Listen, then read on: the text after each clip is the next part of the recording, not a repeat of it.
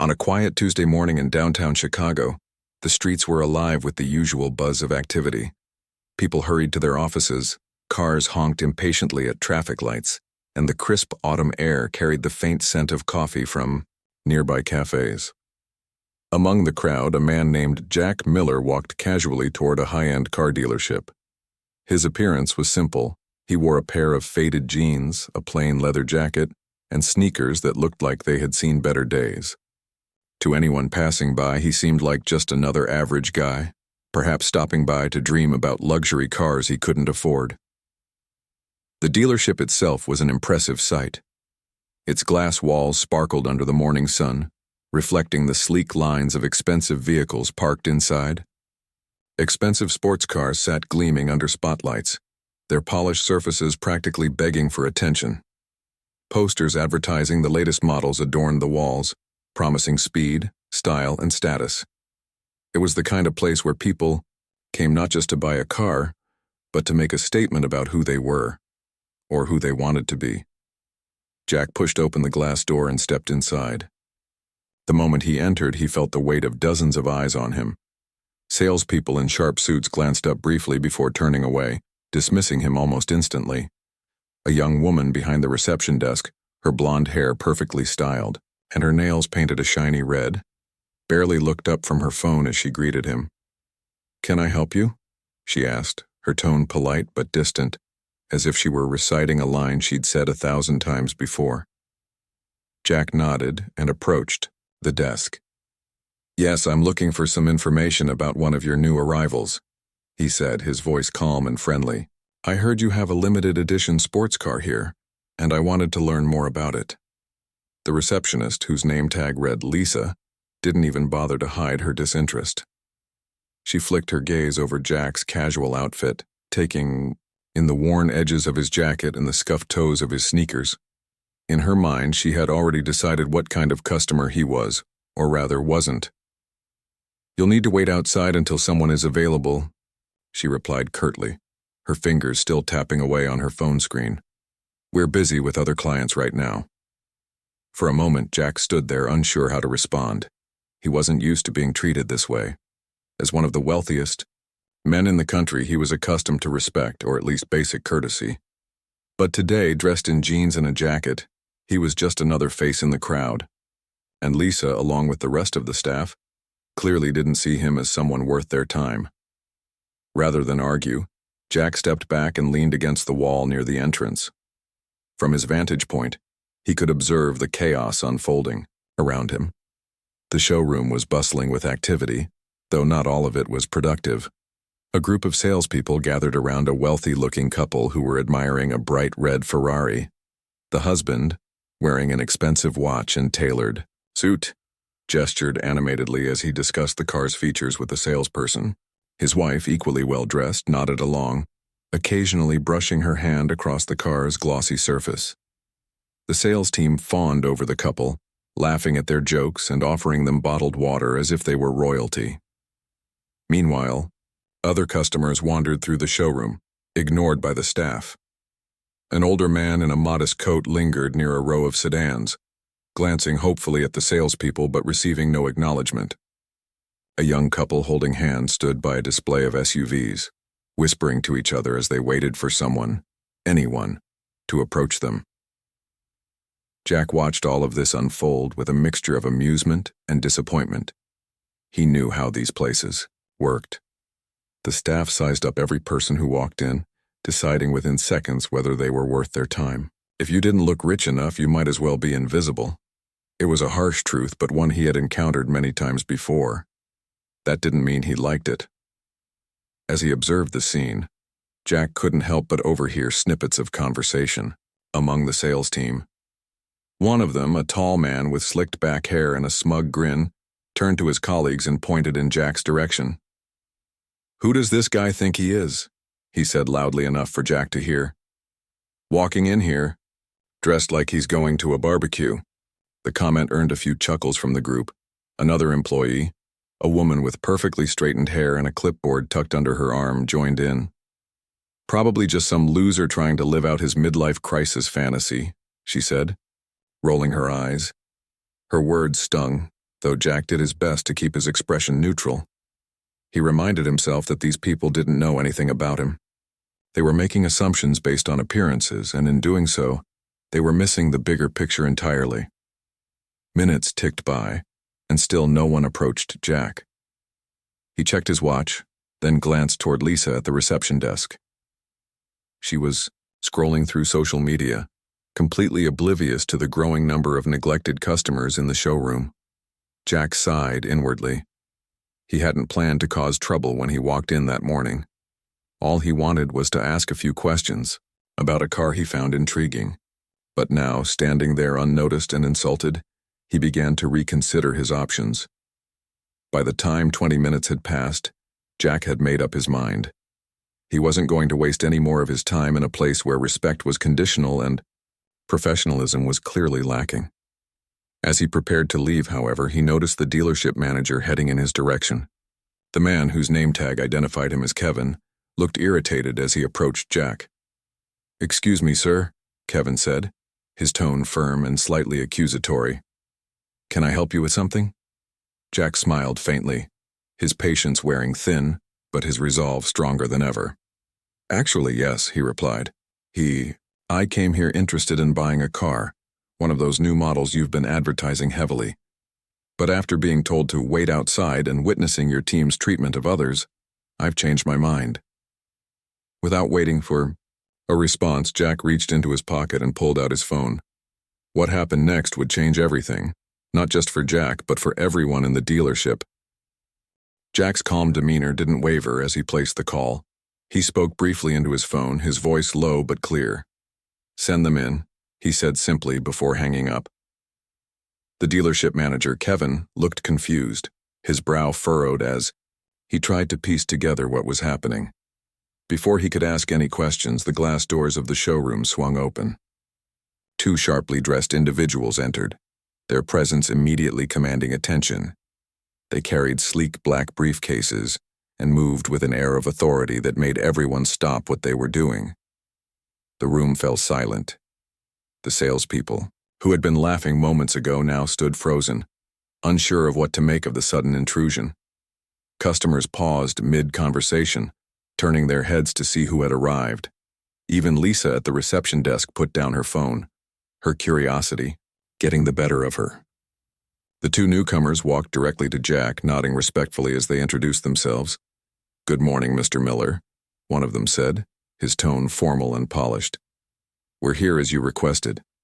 Kevin blinked rapidly, his mind racing to catch up. "Mr. Miller," he repeated, his voice tinged with disbelief. His eyes darted between Jack and the two executives, trying to reconcile the man in front of him with the name he had just heard. It couldn't be, could it? Jack Miller wasn't just some random guy off the street. He was a billionaire, one of the most successful entrepreneurs in the country. His company, Miller Enterprises, was a household name, known for its innovations in technology and manufacturing. And yet here he was, standing in this very showroom wearing jeans and a leather jacket. Jack didn't elaborate right away. Instead, he turned his attention back to Kevin. "I assume you're the manager here?" he asked, his tone polite but firm. Kevin nodded nervously, his earlier irritation replaced by unease.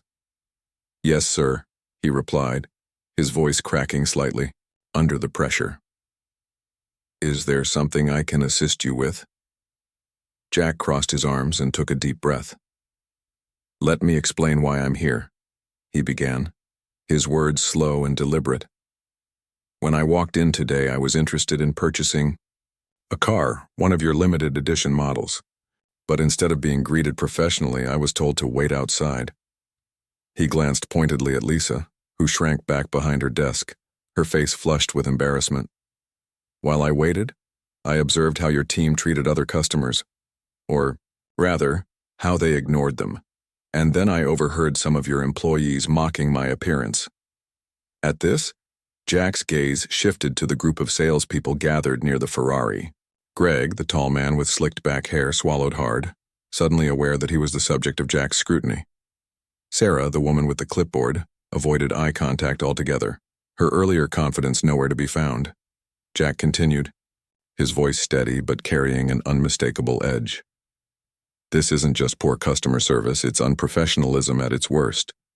You judge people based on how they look, not realizing that sometimes the most unassuming person walking through your doors might hold the keys to your success or failure. The weight of his words hung heavy in the air. No one dared to speak. The once bustling showroom felt eerily quiet, the only sound coming from the soft hum of the lights overhead. Jack gestured to the two executives standing beside him. These are representatives from Miller Enterprises, he explained. They're here to document my experience and ensure that appropriate action is taken. Kevin's face turned pale. Mr. Miller, please, he stammered, desperation creeping into his voice. I assure you this is not how we typically operate. If there was a misunderstanding. A misunderstanding? Jack interrupted, raising an eyebrow. You mean like when your receptionist dismissed me without even bothering to find out who I am? Or when your sales team openly mocked me while I stood less than 10 feet away? This isn't a misunderstanding, Mr. Manager. It's a pattern. A toxic culture that prioritizes appearances over respect. The finality in Jack's tone left no room for argument. He turned to the executives and gave them a brief nod. Draft. A formal complaint to corporate headquarters, he instructed. Include details about today's events and request immediate action against those responsible. With that, he turned on his heel and headed toward the exit, leaving behind a stunned and silent crowd. As soon as Jack stepped outside, the spell broke. Chaos erupted inside the showroom. Employees whispered frantically to one another, their faces masks of panic. Lisa buried her head in her hands, tears streaming down her cheeks as she realized the gravity of her mistake. Greg paced back and forth, muttering curses under his breath. Sarah clutched her clipboard tightly, her knuckles white as she struggled to process what had just happened. Kevin, meanwhile, scrambled to regain control of the situation. He called an emergency meeting in the break room, gathering his staff, to address the fallout. Listen up, he barked, his voice trembling with urgency. What happened today cannot happen again, do you understand me? We need to fix this now. But his words rang hollow. Everyone knew it was too late. By the end of the day, corporate headquarters had received the formal complaint filed by Miller Enterprises. An investigation was launched immediately, and within hours the results were announced. Every single employee involved in the incident, from Lisa at the reception desk to Greg and Sarah on the sales floor, was fired. Their dismissals were swift and merciless, a stark reminder of the consequences of their actions. For many of the former employees, the days that followed were filled with regret and self-reflection. Lisa spent hours replaying the moment she had dismissed Jack, wishing she could turn back time and handle things differently. Greg avoided social media, knowing that news of his behavior would spread like wildfire. Sarah enrolled in an online course on customer service, determined to learn from her mistakes and rebuild her career. Kevin disappeared from the scene entirely. Rumors circulated that he had resigned shortly after the incident, unable to face the shame of his failure as a leader. Some said he moved to another state to start fresh, though no one knew for sure. For the rest of the team, the experience served as a harsh but necessary lesson. Never underestimate someone based on how they look, because you never know who they really are. As for Jack, he left the dealership feeling a mix of emotions. On one hand, he was disappointed by the lack of professionalism he had encountered. On the other, he felt a sense of vindication, not because he had caused others to lose their jobs, but because he had exposed a problem that needed to be addressed. He hoped the incident would serve as a wake-up call for businesses everywhere, reminding them that respect and integrity should always come first. And so, the story of Jack Miller became a cautionary tale, a reminder that true wealth isn't measured by the clothes you wear or the car you drive, but by the way you treat others. It was a lesson that would resonate far beyond the walls of that Chicago dealership. In the days that followed the incident at the dealership, news of what had happened spread like wildfire. Social media lit up with posts from people who had heard about Jack Miller's visit. Some praised him for standing up to the dealership's toxic culture, while others criticized the staff for their poor judgment. Local news outlets picked up the story, and soon it was everywhere, on television, in newspapers, and even on talk shows. The phrase "billionaire told to wait outside" became a trending topic, sparking heated debates about professionalism, respect, and the dangers of judging others by appearances. For Jack, the sudden attention was both unexpected and overwhelming. He wasn't used to being in the spotlight in this way. As a successful businessman, he had always preferred to stay out of the public eye, focusing instead on his work and charitable efforts. But now, strangers were stopping him on the street to shake his hand or thank him for exposing the dealership's behavior. Some shared their own stories of mistreatment by businesses that cared more about profits than people. These conversations moved Jack deeply, reminding him of why he had decided to take action in the first place. One evening, as Jack sat in his study reviewing emails, he came across a message that caught his attention. It was from a young woman named Emily, who explained that she had recently been turned away from a job interview because of her appearance. "I showed up wearing my best outfit," she wrote, "but the interviewer took one look at me and said the position had already been filled. Later, I found out they hired someone else, a friend of theirs, instead." Emily went on to say how inspired she was by Jack's actions at the dealership. "You proved that we shouldn't let other people's opinions define us," she wrote. "Thank you for showing the world that kindness and respect matter more than looks or status."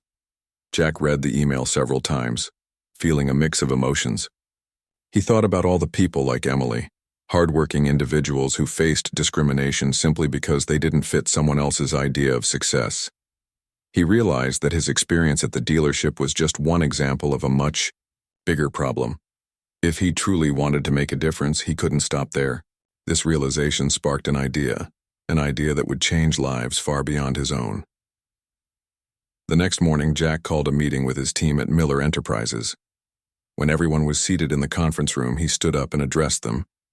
"I've been thinking a lot about what happened at the dealership," he began, his tone thoughtful but determined.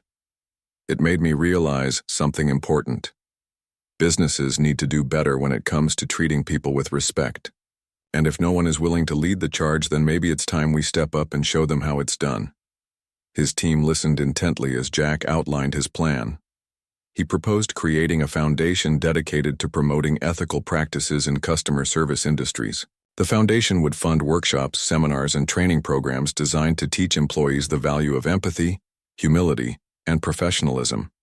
It would also provide resources for individuals who had been mistreated or discriminated against in professional settings, helping them rebuild their confidence and pursue new opportunities. The room erupted into applause when Jack finished speaking. His team was excited to support the initiative, knowing it aligned perfectly with the company's values. Over the next few weeks, they worked tirelessly to bring Jack's vision to life. They partnered with experts in psychology, business ethics, and leadership development to design the curriculum for the workshops. They reached out to community organizations and advocacy groups to spread the word and encourage participation. By the time the foundation officially launched, it had already gained significant traction, attracting attention from businesses and individuals across the country. Meanwhile, the fired employees from the dealership struggled to move forward. For Lisa, the receptionist, losing her job felt like hitting rock bottom.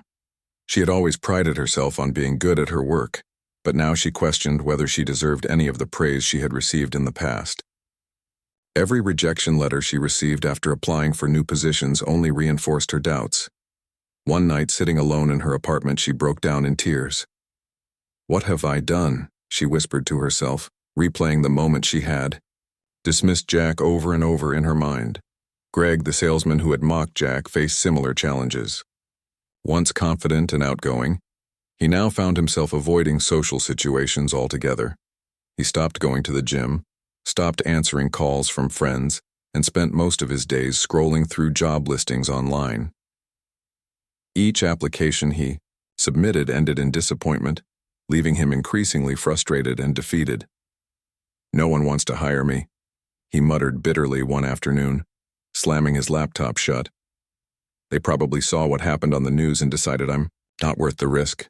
Sarah, the woman with the clipboard, took a different approach. Determined to turn her life around, she enrolled in a vocational program to learn new skills. Her decision wasn't easy. It meant starting over and accepting that her old career might be behind her. But she refused to give up. During her classes, she met others who had faced setbacks in their lives, and hearing their stories gave her hope. Slowly but surely, she began to rebuild her confidence, focusing on becoming the best version of herself she could be. As for Kevin, the former manager, his disappearance remained a mystery. Some speculated that he had left town to escape the shame of his failure, while others believed he was hiding out until the controversy died down. Whatever the truth, his absence served as a stark reminder of the consequences of poor leadership. Without someone to guide them, the remaining employees at the dealership floundered, struggling to regain the trust of customers and corporate headquarters alike. Back at Miller Enterprises, preparations were underway for the foundation's first major event.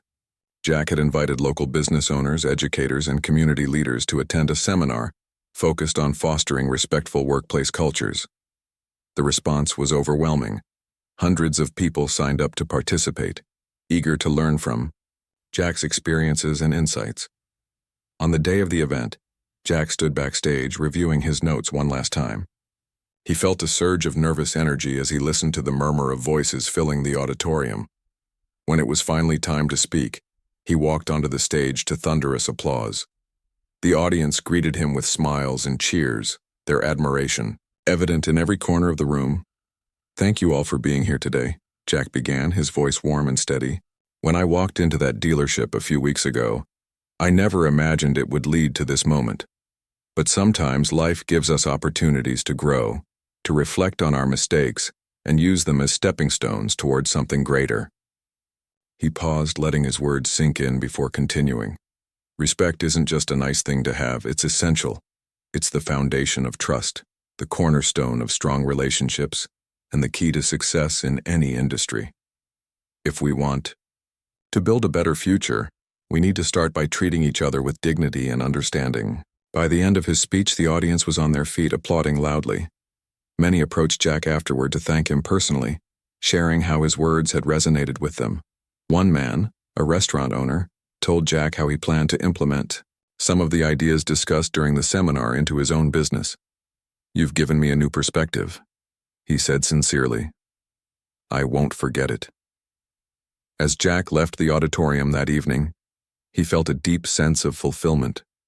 What had started as a humiliating encounter at a car dealership had transformed into something meaningful, a movement aimed at creating positive change. He knew there was still much work to be done, but he also knew that every journey begins with a single step. And for Jack, that step had been walking through those glass doors on that chilly Tuesday morning. Weeks turned into months, and the impact of Jack Miller's actions continued to ripple through the community. The foundation he had created quickly gained traction, becoming a beacon of hope for businesses and individuals alike. Workshops were held in cities across the country, drawing crowds of eager participants who wanted to learn how to foster respect and professionalism in their workplaces. Stories of transformation began to emerge. Employees who once felt undervalued found renewed purpose, and managers who had struggled with leadership discovered tools to inspire their teams. Jack himself became a regular speaker at these events, sharing his story and insights with audiences large and small. He spoke not as a billionaire or a corporate titan, but as someone who had experienced firsthand the sting of disrespect and the power of humility. His speeches were always heartfelt, filled with practical advice and personal anecdotes that resonated deeply with listeners. People left his talks feeling inspired, equipped with actionable steps they could take to improve their own lives and the lives of those around them. One such event took place in a modest conference center on the outskirts of Chicago. The room was packed with attendees ranging from small business owners to entry-level employees. Jack stood at the podium, dressed simply in a dark blazer and slacks, his presence commanding yet approachable. As he began to speak, the hum of conversation faded into silence, every eye focused intently on him. "When I walked into that dealership," Jack said, his voice steady and reflective, "I wasn't looking for trouble. I just wanted to ask a few questions about a car. But what happened next taught me something valuable, not just about others, but about myself. It reminded me that we all have biases, assumptions that shape how we see the world. And sometimes those assumptions can blind us to the truth. He paused, scanning the room before continuing. The truth is, everyone has value. Whether you're the CEO of a Fortune 500 company or the person sweeping the floor at the end of the day, your contributions matter. Respect isn't about titles or appearances. It's about recognizing the humanity in each other. When we treat people with dignity, we create environments where trust can flourish, where collaboration becomes possible, and where success follows naturally. As Jack spoke, a young man sitting near the front nodded thoughtfully. His name was Alex, and he worked as a cashier at a local grocery store. For years, Alex had felt invisible, dismissed by customers and co-workers alike because of his quiet demeanor and plain clothes. Listening to Jack's words made him realize that he deserved better, that everyone did. After the seminar ended, Alex approached Jack to express his gratitude. "Thank you," Alex said, his voice trembling slightly. "I've always felt like no one sees me, like I don't matter. But hearing you talk today, it gave me hope. I want to do better, for myself and for the people I work with." Jack smiled warmly, placing a hand on Alex's shoulder. "You already matter," he replied. "Don't let anyone tell you otherwise. Start small, smile at someone, lend a helping hand, listen when others speak. Those little things add up, and before you know it, you'll be making a big difference." Encouraged by Jack's words, Alex returned to his job with a newfound sense of purpose. He started greeting customers more warmly, offering assistance even when it wasn't required, and taking time to chat with his co-workers during breaks. Slowly but surely, the atmosphere at the store began to change. Customers noticed the shift and responded positively, leaving compliments for Alex and his team. His manager praised him for his efforts, saying he had set an example for everyone else to follow. Back at the dealership where it all began, changes were also underway. Corporate headquarters had wasted no time in addressing the fallout from the incident. A new management team was brought in to oversee operations, tasked with rebuilding the dealership's reputation and restoring customer trust. Among the first decisions they made was to implement mandatory training sessions for all staff members, focusing on professionalism, empathy, and inclusivity. The new manager, a woman named Rachel, was determined to turn things around. She arrived, on her first day, armed with ideas and a clear vision for the future. Her first order of business was to hold a meeting with the remaining employees, many of whom were still reeling from the mass firings that had occurred months earlier. "I know this has been a difficult time for everyone," Rachel began, her tone calm but firm. "But we have an opportunity here, to start fresh, to prove that we're better than what happened. From now on, every single person who walks through those doors will be treated with respect, regardless of how they look or what they're wearing. No exceptions." Rachel's words struck a chord with the staff. They knew they couldn't undo the past, but they could work toward a brighter future. Under her leadership, the dealership adopted new policies aimed at improving customer service and fostering a culture of inclusivity. Employees were encouraged to share feedback and suggest improvements, creating a sense of ownership and accountability within the team. Months later, the dealership hosted its grand reopening event, inviting local residents and media outlets to celebrate the changes. The showroom sparkled with freshly polished cars, and banners proclaiming a new era of excellence hung proudly from the walls.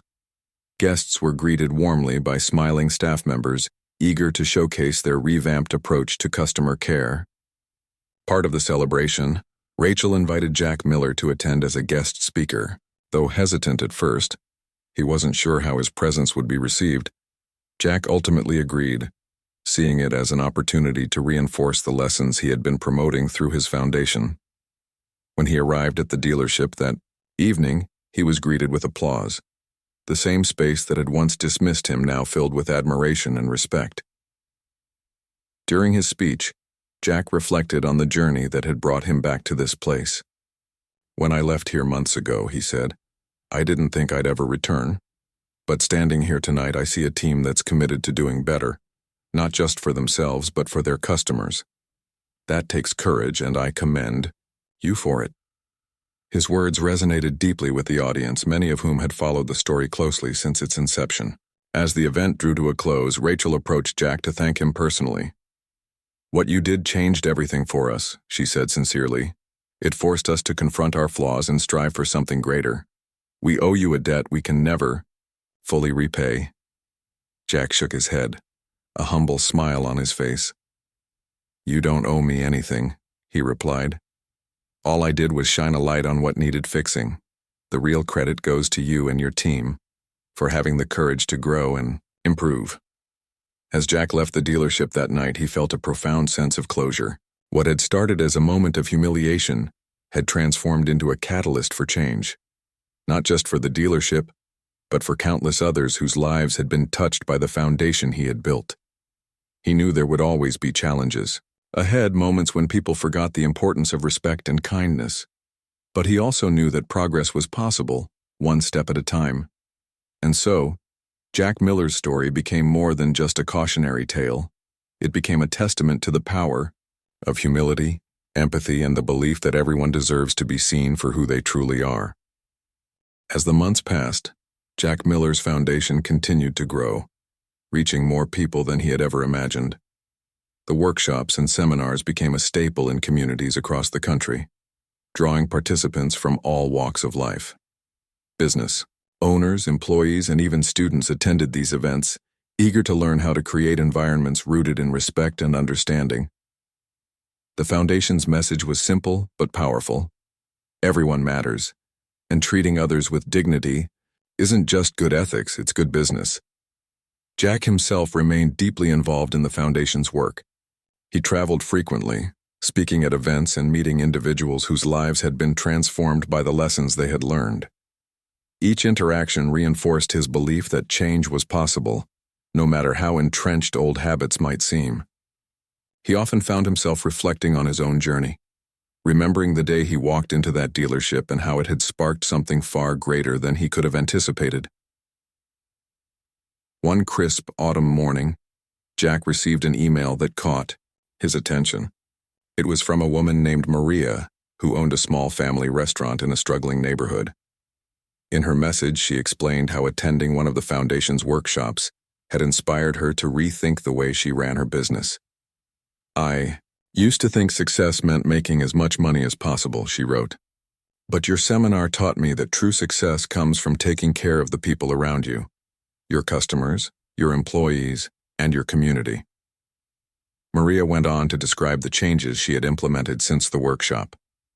She started offering free meals to families in need, created opportunities for her staff to grow professionally, and even organized monthly gatherings where locals could come together to share stories and ideas. "People tell me I'm crazy for giving so much away," she admitted, "but I've never felt happier or more fulfilled. My restaurant is thriving because my customers know they're valued, not just as wallets, but as human beings." Touched by Maria's words, Jack decided to visit her restaurant during his next trip to the area. When he arrived, he was greeted by the warm aroma of homemade food and the sound of laughter echoing through the dining room. Maria herself stood behind the counter, her face lighting up when she saw him. "Mr. Miller," she exclaimed, rushing over to shake his hand. "Thank you for coming. You have no idea what this means to me." Over lunch, Maria shared more about her experiences, explaining how the Foundation's teachings had reshaped not only her business, but also her perspective on life. "Before, I was always chasing profits," she said. "Now I focus on relationships, and funny enough, the profits follow naturally." Her story was just one of many that Jack had encountered, yet it resonated deeply with him. It reminded him why he had started the Foundation in the first place, to inspire people to see beyond themselves and recognize the humanity in others. Meanwhile, back in Chicago, the dealership where everything had begun was flourishing under Rachel's leadership. The new policies and training programs had taken root, transforming the culture of the showroom. Employees who had once been dismissive or rude now greeted every customer with genuine warmth and professionalism. Customers responded positively, praising the dealership for its improved service and welcoming atmosphere. Sales soared, and corporate headquarters lauded the team for their hard work. To celebrate their progress, Rachel organized a special event for the community, inviting local residents to visit the dealership and learn about car maintenance, safety, tips, and financing options. The goal was to give back to the neighborhood while showcasing the dealership's commitment to transparency and education. Jack was invited to attend, and though he hesitated initially, wondering if his presence might overshadow the team's achievements, he ultimately decided to go. On the day of the event, the dealership buzzed with energy. Families wandered through the showroom, children marveling at the shiny cars while parents chatted with knowledgeable salespeople. Mechanics offered demonstrations on basic car care, and financial advisors provided guidance on budgeting for vehicle purchases. It was a far cry from the cold, judgmental environment Jack had encountered months earlier. Rachel spotted Jack as soon as he arrived and hurried over to greet him. "Mr. Miller, thank you for coming," she said warmly. "This wouldn't have been possible without you." Jack smiled, shaking his head. "You're too kind, Rachel. This is your team's success, not mine." Later that afternoon, Rachel asked Jack to say a few words to the crowd. As he stepped onto a small stage set up near the entrance, the chatter died down, and all eyes turned to him. Jack took a deep breath, feeling a mix of emotions as he looked out at the sea of faces. So much had changed since his last visit to this place. "When I came here before," Jack began, his voice steady and clear, "I didn't expect to find friendship or inspiration. But today, standing here among all of you, I see both and so much more. This dealership has become a shining example of what happens when we choose to treat each other with respect and kindness. It proves that no matter where we start, we can always grow, improve, and make a difference." The audience erupted into applause, cheering loudly as Jack stepped down from the stage. People lined up to speak with him afterward, sharing their own stories of transformation and gratitude. One man, a mechanic named Carlos, told Jack how the new management team had given him a second chance after years of struggling to find stable employment. "They didn't judge me based on my past," Carlos said. "They saw potential in me, and that changed everything." As the sun began to set, casting a golden glow over the dealership, Jack felt a profound sense of fulfillment. What had started as a moment of humiliation had blossomed into something extraordinary, a movement that touched lives far beyond his own. He knew there would always be challenges ahead, moments when people forgot the importance of empathy and respect. But he also knew that progress was possible, one step at a time.